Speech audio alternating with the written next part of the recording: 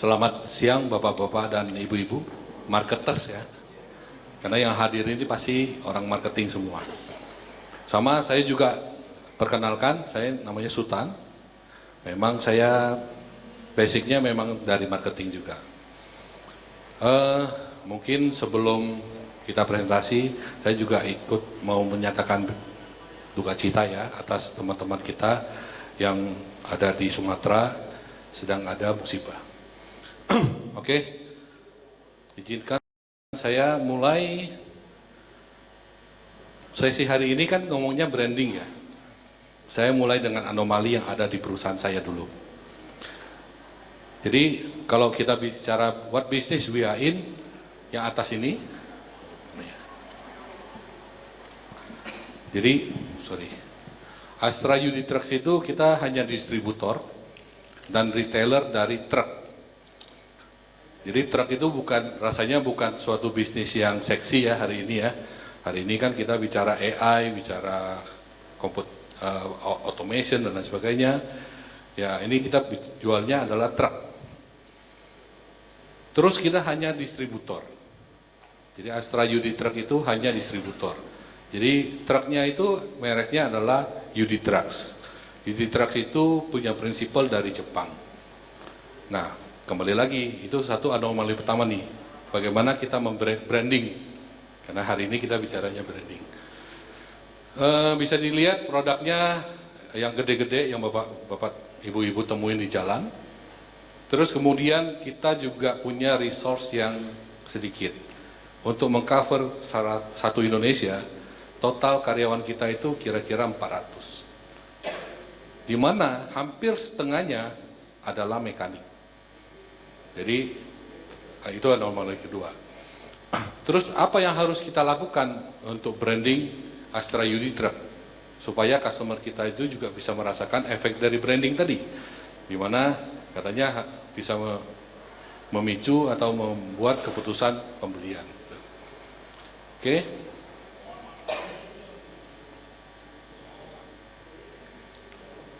Saya mulai dengan yang sangat basic sekali lah.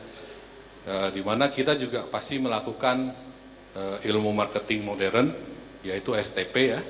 Pasti semuanya kita harus mulai dengan segmentasi dulu, targeting dulu. Tapi tolong jangan fokus di slide ini, karena saya nggak jualan hari ini. Tapi saya mau nunjukin kalau kita juga melakukan segmentasi, meskipun truknya bukan truk kita, dan itu kan ya, tetap kita harus inline dengan ATPM atau pemegang merek, bahwa kita mensegmentasi truk dan kita mentargetkan truknya itu. Nah, yang paling penting sebenarnya adalah bagaimana kita mendengarkan customer voice. Saya ingat tadi Pak Rene bilang karirnya 25 tahun, kebetulan saya juga kurang lebih Pak. Tapi di truk ini saya baru 13 tahun. Tapi produk yang saya jual itu juga, yang kita jualkan di Astra itu sama, produknya nggak seksi, spare part gitu kan ya. Dan ini truk. Nah, di truk bagaimana kita mendengarkan suaranya customer, itu juga menjadi satu penting untuk supaya kita bisa melakukan kemudian positioning kan. Nah, disinilah kita mulai menggunakan, kalau kita ngomong hari ini kita harus digitalisasi dan lain sebagainya, kita juga udah mulai menggunakan yang namanya AI. AI kita gunakan untuk mendengarkan suara yang ada di sosial media.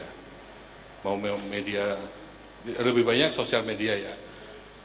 Sehingga kita bisa paling nggak tahu, bukan paling nggak, memang kita mau tahu sih tren truk itu, meskipun bapak-bapak ibu-ibu mungkin nggak pernah menggunakan, tapi pasti kehidupan bapak ibu itu terpengaruhi oleh truk. Ya kirim barang, hari ini kita kalau belanja online, mungkin dulu kalau belanja online 7 hari kali ya baru nyampe. Sekarang 3 hari, 2 hari udah nyampe. Di tengahnya pasti saya yakin ada truk yang bekerja. Nah, kita mulai mendengar juga apa sih yang dibutuhkan oleh pemilik truk itu. Suara-suara customer kita itu kan pemilik truk ya. Mereka butuhnya apa sih? Ada nggak negatifnya terhadap brand kita? Ada nggak negatifnya terhadap ada positifnya terhadap kita. Selain itu kita juga melakukan media manajemen. Nah, pertanyaannya tadi, brandnya kemana kan? Yang kita lakukan adalah kita mau membranding Astra UD Truck itu seperti apa. Nah, di sinilah hadirnya positioning. Ya, mestinya STP kan kita udah ngerti semua ya. Jadi kalau positioning, kata-kata gampangnya pada saat kita mendesain adalah kita mau menjadi reliable business partner.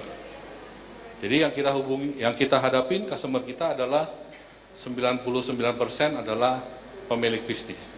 Karena kita jualan truk.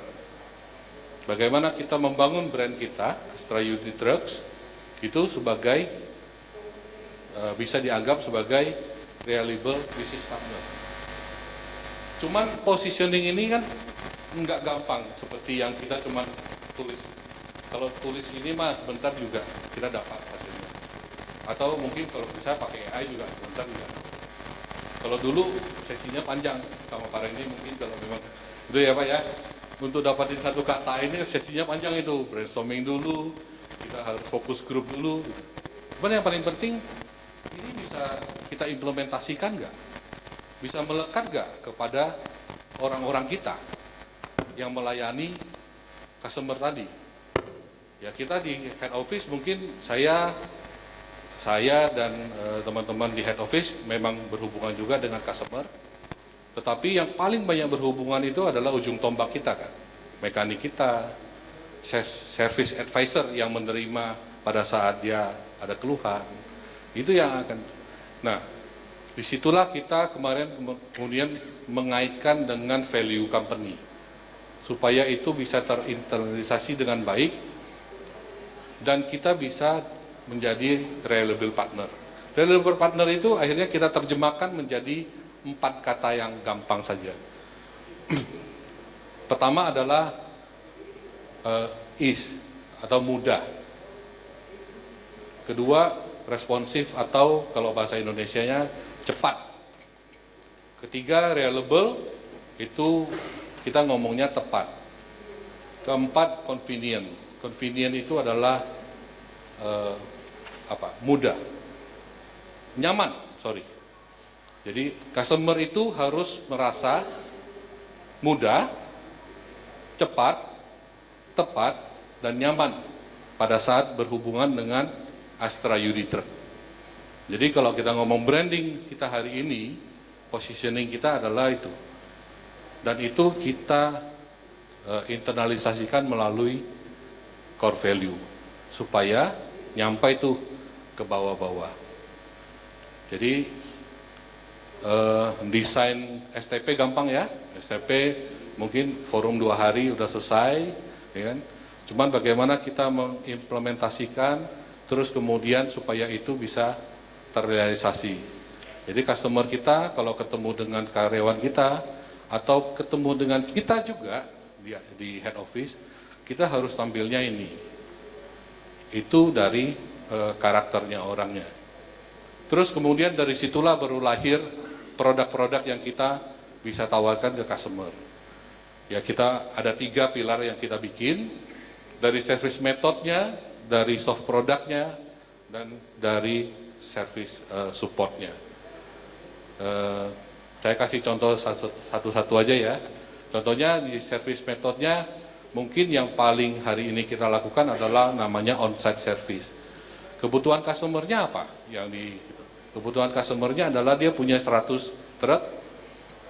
Mungkin teman-teman bayanginnya customer kita itu harus customer-nya yang agak banyak truknya ya. Kalau yang cuma 1 di komplek, di toko bangunan gitu, biasanya belum jadi customer kita. Tapi yang banyak truknya. Pemilik truk kita itu paling banyak itu punya 1.500 truk. Bisa di atas 1.000 truknya. Nah, kalau dia udah punya banyak dan punya project, gitu kan, dia kalau mau servis ke tempat kita kan susah ya, nanti bikin macet kan. Voice-nya apa? Kalau bisa Pak servis tempat saya aja deh. Ya udah kita buka on-site service namanya. Kita buka di sana. Ini jadi produknya kita semua yang kita bikin, produknya baik dari service method, soft produknya, itu pasti kembali lagi ke keempat tadi hal. Cepat, tepat, nyaman nggak gitu, customer. Oke, selain itu nih dari sisi marketingnya, ini kebetulan marketing. Kita juga banyak sekarang menggali yang tadi ya, kita listen to the media, sosial media, terus misalnya ada komplain, nah dari komplain itu kita generate menjadi konten. Nah konten-konten itu baru kita publish. Jadi di TikTok ada, Instagram ada gitu kan. Nah itu yang biasanya kita generate based on komplain-komplain yang ada di sosial media.